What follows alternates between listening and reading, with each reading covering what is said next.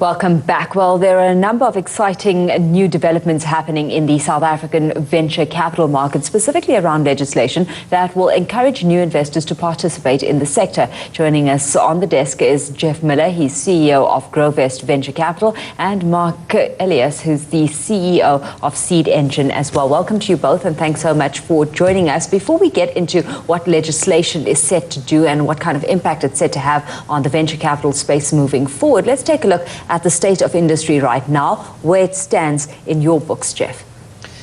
Well, it's a very exciting space at this point in time. I think that traditionally the South African VC market has been quite immature, but over the last year or so there's been quite a lot of movement and we've seen it develop. So the ecosystem is happening. There's a whole lot of VC funds, a whole lot of incubators, accelerators being developed, Tech in Braam, Silicon Cape, which making the space very, very exciting at the moment. Why the hesitance to start off with, and what's acting as the driving force right now and the motivating force? In terms of investments and starting businesses, entrepreneurs very seldom know exactly where they can go. There are very few platforms that are available to them that they make use of that that are part of that ecosystem, and introduce them to the greater, call it, stakeholders of that ecosystem, including the likes of the venture capitalists. We're in the accelerator space, the incubator space. Too many people want to do it on their own and they don't want the help in getting there, but they're all calling for funding. Is it an education factor, an awareness factor? Because of course, what any entrepreneur doesn't want is someone else taking control of their business. I think that it's an education factor, but I also think it's a cultural factor. People need to be able to let go. They need to be able to ask for help. At the same time, they also need to understand what the nature of that help is that's out there.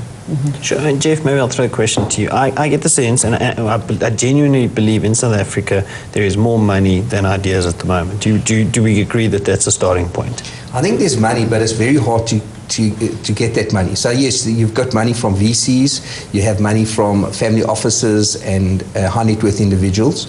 But on the other side, we find that there's a lot of talent, but they haven't had a platform where to express themselves. And so we're very, very excited about the likes of a Seed Engine, which accelerator, which actually helps create that business model, get them some traction. So when we as venture capitalists or a venture capital fund such as Grovest looking to invest, we're getting stock. We see that this whole ecosystem is a feeder for the venture capital market. So, and I don't believe that, so I think Marc's got a big responsibility to get those investments to a certain stage before we can even have a look in. And in terms of the roles of the venture capitalists, obviously you're providing funding, but how much of a mentoring role is there going to be, and how hands-on will that be? Very, very much, because the guys who have, they're early stage business people, you know, they're quite green, in fact, and I believe that they've got great ideas. They might be very skilled in technical, you know, tech skills, but in terms of actual business and in terms of network, which is very, very important, is you might have, you know, you have this great idea, but you have to actually know how to get it into the market. And I think that's where we can help. Is because of our networks and having that experience. Marc, what's your assessment of the quality of startup businesses that we have in South Africa? I think that one cannot doubt that there's incredible talent in South Africa. There are a lot of startup ideas, and there are lots of ideas that sit on shelves and never really come to fruition for reasons that, you know, if you've got a great idea and you approach a venture capitalist, they're often going to turn around and play a bit of a tick box exercise and say, traction, revenue, how much is there, how much is coming? And these are questions that a lot of entrepreneurs who have amazing ideas and all the talent to back those ideas don't know. And so that's where we talk about that ecosystem. We come back to those stakeholders and building the steps up towards the venture capital firms, the family offices, the angel investors, the private equity firms. Everyone needs to work together, but people are forgetting that, or a lot of entrepreneurs are, they're kind of trying to skip steps. So that's where we come in and we say, this is the step towards that venture capital access, that funding access. But at the end of the day, you spoke about mentorship. funding is not the biggest problem here. We often say in our environment that if funding is your only problem, the chances are you've got other problems. Sure, but don't you argue, the argument's often made that the VCs set their hurdle rates too high. They're expecting a too high return on capital for what majority of a lot of the businesses that you're going to see are ever going to realize. And that seems to be a problem in that we're all chasing some home run idea. Has that perception changed, or has the type of business and relationship between VC and startup changed enough to be able to say, I'm actually prepared to give up my hurdle rate for a better entry-level business? I think that the venture capital market in the last 10 years in South Africa has changed fundamentally. The first thing is it's not exclusively run by bankers anymore. It's run by, there are a lot of entrepreneurs that are involved in there, entrepreneurs that understand what it takes to get a business off the ground. The importance of mentorship has become something that has become part of the value proposition that venture capitalist is looking for. Obviously, you're always going to have the metrics that are going to drive the returns that venture capitalist is looking for, but they're also going to understand what it takes to get there. And if you're not getting there, they're able to address why and mentor the gap. Jeff, SJ12, I mean, it's essentially tax legislation that's going to make it more attractive to be a venture or angel investor. How realistic is it as a piece of legislation that will change the operating environment, and are people taking advantage of it? Okay, so we're the first Section 12J company to have got away in South Africa, and what it means is investors putting money into the company will be allowed 100% deduction of the investment from their taxable income. So what does it really mean? It means now that you're taking 60% of the risk, assuming you're paying tax at the marginal rate, for 100% of the upside.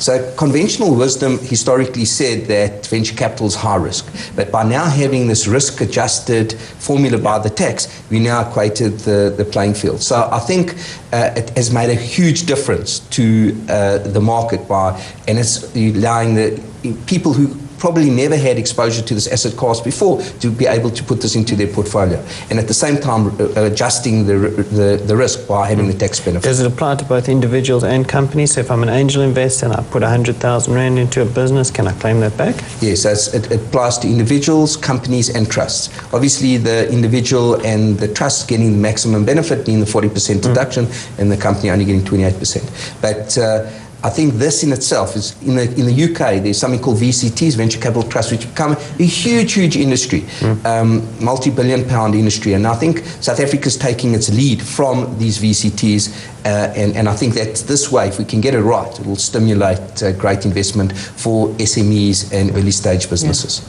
Do you see VCs having more of a risk appetite generally? Because we've always seen that there's not much of an appetite for just taking on new and exciting ventures, particularly in the South African market. We seem to be extra conservative here. Do you see that changing? Well, I think there's a huge distinction between private equity and venture capital. And I think historically in South Africa it's been very blurred. Private equity companies say, call venture capital companies, but they were only really looking at companies requiring growth capital. And I think this is where the distinction comes in, is venture capital companies will be, to some degree, open to, let's say, early stage businesses which are pre-revenue, or I like to call imminent revenue, and take investment in those businesses at that stage. And historically, private equity companies or venture capital companies aren't prepared to go into that early stage investment. Yeah. To what extent, Marc, have you seen this legislative environment trigger a shift in appetite amongst venture capitalists? We had our Seed Engine demo day on the 3rd of May at Gibbs University. And when we started Seed Engine in September last year, we were welcomed by the VC community. The angel community was a bit of a blank spot for us, a blank dot there, because we still needed to understand exactly how big that was. What we've seen with the likes of Grovest is a lot of those angel investors are coming out to play. They're coming out to get involved with ventures directly, or get involved with the funds directly. And at that demo day, we had 140 investors in the audience. And as far as I understand, I stand to correction, but as a seed stage venture capital event, it's the biggest that South Africa has seen. So I think that it's definitely making great inroads. It's definitely on the increase. Well, a pleasure chatting to you guys this afternoon. Thanks so much for having joined us in studio. Thanks to Jeff Miller, who's CEO of Grovest Venture Capital, Marc Elias, who's the CEO of Seed Engine, FinWeek journalist Jessica Hubbard, and my co-host Mark Ashton as well. That's it for this week's edition of FinWeek Money Matters. We'll see you again same time next week.